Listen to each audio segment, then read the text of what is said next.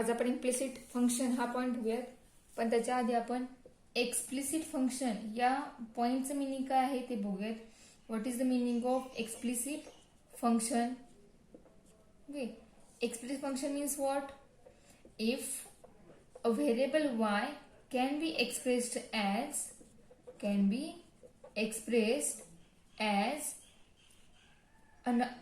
a function of another variable x, that is y is equal to f of x.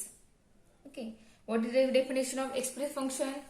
If y can be expressed as a function of another variable x, that is y is equal to f of x, then that f of x is called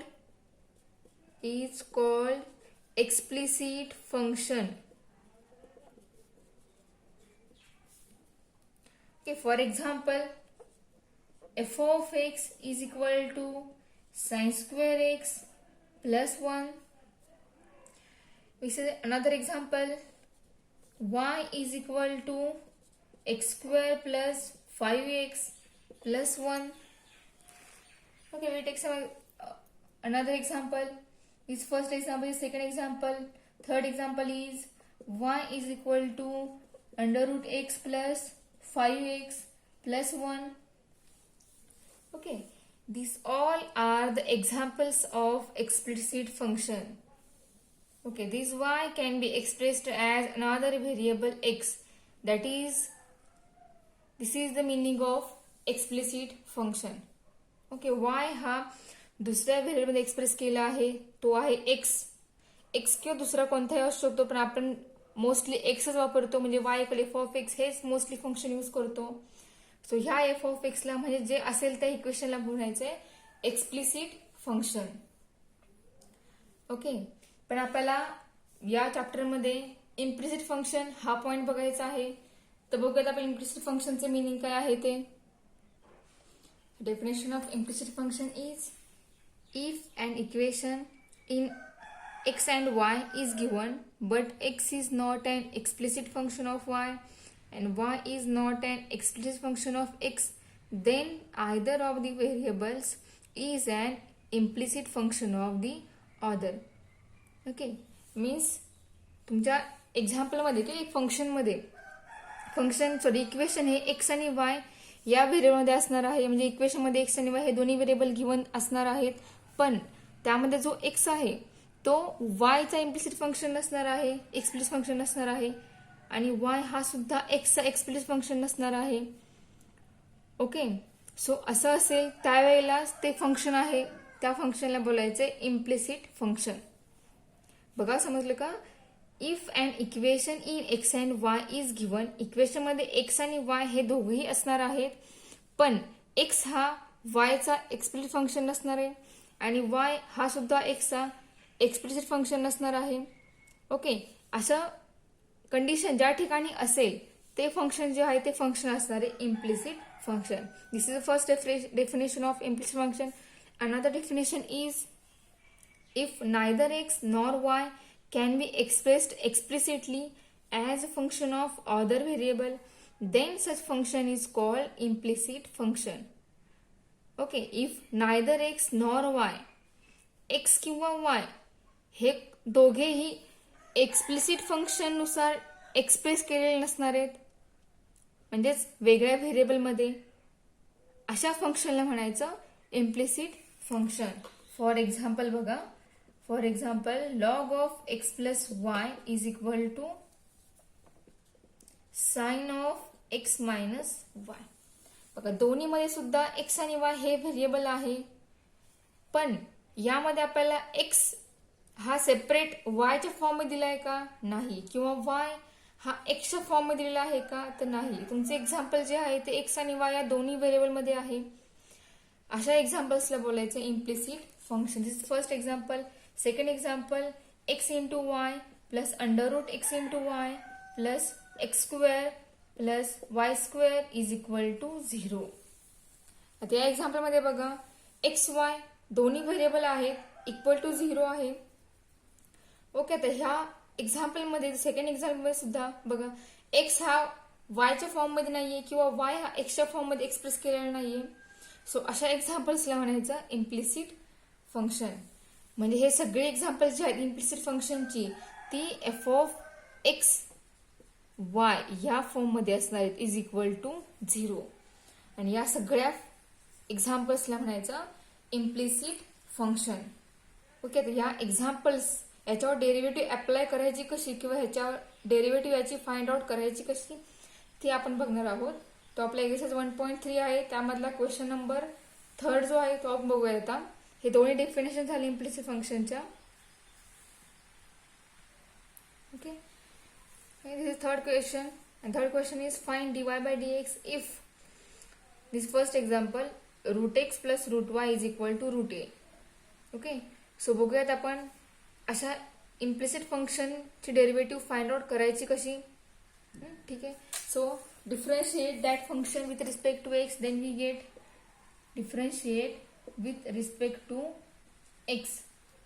okay, and the derivative is, this is root x, so derivative of root x is 1 upon, first we apply derivative, means d upon dx of root x plus d upon dx of root y is equal to d upon dx of root a. Okay, and the derivative of root x is 1 upon 2 root x plus derivative of root y is 1 upon 2 root y into dy by dx is equal to derivative of root a. Root a is constant, so derivative is 0. Okay, example हे सगळे सिमिलरच आहेत. आधी आपण जे example solve केले, inverse function असो, logarithmic function असो, त्यासारखीच मेथड आहे. त्यामध्ये पण आपण dy by dx find out केला होता. इथे सुद्धा आपण तोच फाइंड करणार आहे, पण तो x आणि y एकत्र असल्यामुळे आपल्याला डेरिव्हेटिव्ह फाइंड आउट करून dy बाय dx याच्या टर्म्स कलेक्ट करून आपल्याला dy बाय dx साठी आपल्याला एक्झाम्पल सॉल्व्ह करावं लागणार आहे. म्हणजे आपल्याला याच्यावरून dy बाय dx ची व्हॅल्यू फाइंड आउट करायची. ओके, आणि आपल्या आधीच्या एक्झाम्पलमध्ये आपला ऑलरेडी y हा सेपरेटच होता. म्हणजे आपलं एक्झाम्पल हे y इज इक्वल टू या फॉर्म होता, त्यामुळे डायरेक्ट आपल्याला dy बाय dx हा आपल्या लेफ्ट हँड साइडमध्ये होतं, त्यामुळे तो आपल्याला एका साईडला घ्यायची गरज लागली नाही. सो आपण डायरेक्ट आन्सर फाइंड आउट केलं. पण याच ठिकाणी आपल्याला dy बाय dx ची व्हॅल्यू फाइंड करायची, सगळ्या टर्म्स कलेक्ट करून. सो बघा आपला आन्सर काय येते ते.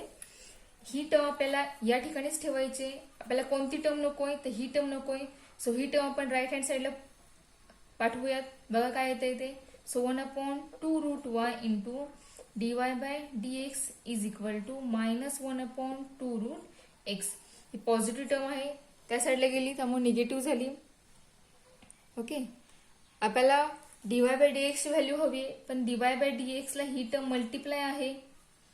सो ती ज्यावेळेला या लेफ्ट हँड साइडला येईल त्यावेळेला, सॉरी राईट हँड साइडला येईल त्यावेळेला ह्या टर्मचा रेसिप्रोकल होऊन ती या टर्मला मल्टिप्लाय होईल. म्हणजेच dy by dx is minus 1 upon 2 root x into 2 root y. This is equal to minus 2 get cancelled, so root y upon root x. Okay, हेच आपण मायनस कॉमन रूट मध्ये सुद्धा लिहू शकतो, कारण दोन्हीही व्हॅल्यू ह्या रूट मध्ये आहेत, त्यामुळे आपण दोन्ही व्हॅल्यू ह्या कंबाईन रूट मध्ये सुद्धा राईट डाऊन करू शकतो. That is our complete solution. बघा, प्रोसिजर सगळी सेमच होती. आपण डिफरन्शिएट केलं विथ रिस्पेक्ट टू एक्स नी. वाय याचे डेरिव्हेटिव्ह dy बाय dx येणार with respect to x. With respect to x differentiate केल्यानंतर रूट एक्स आहे, फॉर्म्युलानुसार root x derivative find out होणार आहे. फक्त dy बाय dx जो आहे तो आपल्याला फाइंड आउट करता आला पाहिजे. ओके, तो आपल्याला लेफ्ट हँड साइडलाच ठेवायचा आहे. बाकी ज्या व्हॅल्यू आपल्याला नको त्या सगळ्या आपल्या व्हॅल्यू राईट हँड साइडला आपल्याला पाठवून आपल्याला व्हॅल्यू dy बाय dx ची फाइंड आउट करायची. ओके, सो नेक्स्ट एक्झाम्पल बघूयात. This is third example. So we differentiate that example with respect to x. Okay, so apply derivative d upon dx of x plus d upon dx of root x into y plus d upon dx of y is equal to d upon dx of 1. Okay, first we apply derivative on that example, then we find the answer. Okay, derivative of x is first, 1. Derivative of root x into y. So first we find the derivative of root. So derivative of root is 1 upon 2 root x into y. Then apply derivative on x into y plus derivative of y is dy by dx, that is equal to, sorry, this is equal to derivative of 1 is 0. 1 plus 1 upon 2 root x into y into x into y means u into v. ज्या ठिकाणी u into V हा rule apply होईल. हे दोन्हीही variables आहेत. Okay, दोन्ही function आहेत. So आपण ज्या डेरिव्हेटिव्ह रूल अप्लाय करूया प्रोडक्टचा. So u constant means x constant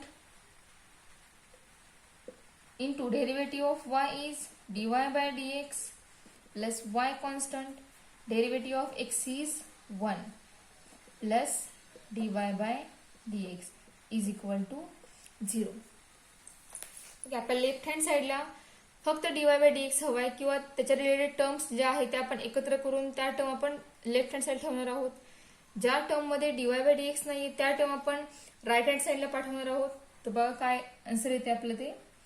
so 1 plus 1 upon 2 root x into y, ही टर्म आत मल्टिप्लाय करूया दोन्ही टर्मला.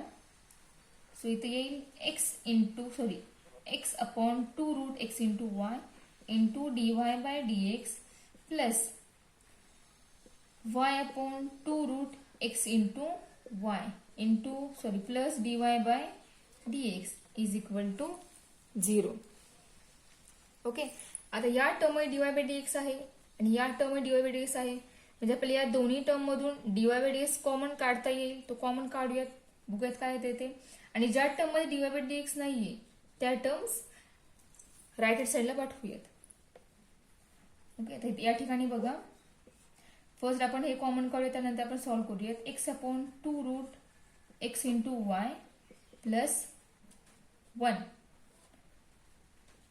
Into dy by dx plus, आता या दोन्ही टर्म पॉझिटिव्ह आहेत त्यामुळे या साईडला राईट हँड साईडला केल्यानंतर त्या टर्म काय होतील, निगेटिव्ह होतील. -1 minus y upon 2 root x into Y.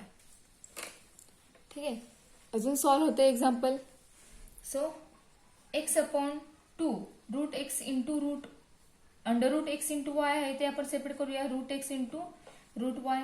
आणि जो एक्स आहे, एक्स कधी येतो, root x into root x असेल, म्हणजेच रूट आणि रूट मधली व्हॅल्यू ही जर सेम असेल तर याचा आन्सर काय येतं, एक्स येतं. म्हणजे आपण या एक्स बद्दल हे पुट करू शकतो. मध्ये पुट करूयात root x into root x plus 1 multiply by dy by dx is equal to -1. Similarly for this y, root y into root y upon 2 root x into root y. This root y get cancelled, and here root x get cancelled.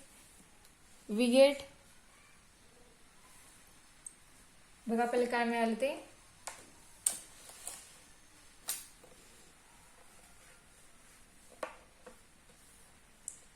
Route x cancel झालेला आहे, म्हणजेच root x upon 2 root y plus 1 into dy by dx is equal to -1 minus root y cancel झाला आहे. इथे राहणार root y upon 2 root x. ठीक आहे, या टर्म जी आहे ही टर्म याला मल्टिप्लाय, या टर्मचा बेस सेम करूयात आणि ती टर्म आपल्याला राईट हँड साईडला पाठवूया. काय ते बघा, root x plus 2 root y upon 2 root y into dy by dx is equal to -2 root x minus root y upon 2 root x. हे बेस सेम केला. आपल्याला dy बाय dx याची value find करायची. So multiply जी term आहे ती या साईडला पाठवूयात आपण. Therefore dy by dx become -2 root x minus root y upon 2 root x into he term याला मल्टिप्लाय इकडे डिवाइड होईल, म्हणजे याचा रेसिप्रोकल होऊन ही टर्म या साईडला या टर्मला मल्टिप्लाय होणार आहे. मग रेसिप्रोकल काय येईल या टर्मचा, तर 2 root y upon root x plus 2 root y. Is equal to, इथून मायनस काय साईन कॉमन निघेल, -2√x प्लस √y. इथला √2 आणि हा √2 कॅन्सल होईल, म्हणजे हा √y फक्त शिल्लक राहणार आहे, म्हणजे -√y अपॉन या ठिकाणी √x शिल्लक राहील, √x into bracket √x plus 2√y. This is our dy/dx. Okay, next example बघूयात. 7th example. Okay. Differentiate that example with respect to x. Okay, apply derivative. First we apply derivative on these two terms d upon dx of cos of x minus y. प्रत्येक एक्झाम्पलला method पूर्ण same आहे, फक्त थोडेसे examples मोठे आहेत, थोडेसे किचकट example असणार आहेत, पण मेथड सेम अप्लाय करा. फॉर्म्युले समोर ठेवा, कुठलेही तुम्हाला एक्झाम्पल असेल ते तुम्हाला सुटेल, फक्त मेथड जी आहे ती व्यवस्थित फॉलो करा. Okay, so derivative of e raise to x, derivative काय असते तर ई रेस टू एक्स असते, त्यामुळे e raise to x plus y ची derivative e raise to x plus y into या इक्वेशन वर डेरिव्हेटिव्ह अप्लाय होणार आता. So d upon dx of x plus y. ठीक आहे, is equal to cos, derivative of cos is minus sine of x minus y. Okay, then apply this derivative on x minus y. Then e raised to x plus y into derivative of that x is 1, derivative of that y is dy by dx is equal to minus sine of x minus y into derivative of that x is 1 minus derivative of that x y is dy by dx. आपण derivative find केली आहे, पण आपल्याला value find करायची dy by dx ची. So e raised to x plus y आणि sin of x minus y या दोन्ही टर्मनी ब्रॅकेटमध्ये आत मल्टिप्लाय करून dy by dx च्या टर्म जेवढ्या असणार आहेत त्या एकत्र कलेक्ट करूयात, त्यानंतर आपल्याला dy by dx ची व्हॅल्यू फाइंड आउट करता येईल. सो मल्टिप्लाय केल्यानंतर काय मिळते ते बघा. e raised to x plus y into 1 is e raised to x plus y plus e raised to x plus y into dy by dx is equal to minus sine of x minus y into 1 is become minus sine of x minus y minus that minus and minus we get plus sine of x minus y into dy by dx. बघा, दोन्ही साईडला left hand side right hand side दोन्ही साईडला या दोन term ज्या आहेत त्या दोन टर्म मध्ये dy by dx आहे, म्हणजे या दोन्ही टर्म एका साईडला आणावे लागतील, मग ते इतर लेफ्ट हँड साईड किंवा राईट हँड साईडला आणावे लागेल. पण आपला dy by dx हा लेफ्ट हँड साईडलाच आहे, सो आपण ही जी टर्म आहे ती टर्म आपण लेफ्ट हँड साईडला घेऊयात, आणि ज्या ठिकाणी dy by dx नाहीये त्या टर्म ती टर्म आपण राईट हँड साईडला घेऊयात. So e raised to x plus y into dy by dx minus sine of x minus y into dy by dx is equal to minus sine of x minus y minus e raised to x plus y. ठीक आहे, terms आपण एकत्र घेतलेले आहेत. आता या साईडला जी left hand side आपली आली आहे त्यामधून आपण dy by dx कॉमन काढू शकतो. So e raised to x plus y minus sine of x minus y into dy by dx is equal to minus sine of x minus y minus e raised to x plus y. ठीक आहे, आता आपल्याला value ह्याची मिळू शकते. जी term multiply आहे dy by dx ती term आपण या साईडला पाठवूयात राईट हँड साईडला. बघा आपल्याला आन्सर काय मिळतंय ते. So our answer is dy by dx is equal to minus sine common काढूयात, sine of x minus y plus e raise to x plus y upon जी term dy by dx multiply होती ती term या साईडला right hand साईडला आहे, तिथं divide होईल, त्या ठिकाणी मिळेल आपल्याला e raise to x plus y minus sine of x minus Y.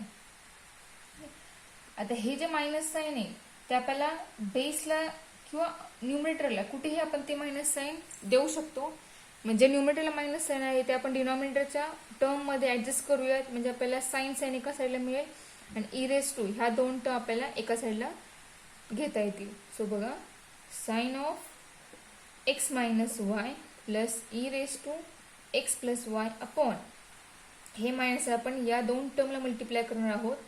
So e raise to x plus y positive आहे, या साईनमुळे तो निगेटिव्ह होईल. साइन हा निगेटिव्ह आहे, सो या हे साइन मल्टिप्लाय झाल्यानंतर हे साइन पॉझिटिव्ह होईल. मग जे पॉझिटिव्ह आहे ते आपण सुरुवातीला लिहूयात. म्हणजे आपला साइन हा पॉझिटिव्ह झाला आहे, तो आपण लिहिला सुरुवातीला. E raise to x plus y ही टर्म निगेटिव्ह झालेली आहे, सो ती टर्म आपण नंतर लिहूयात. This is a value of our dy by dx.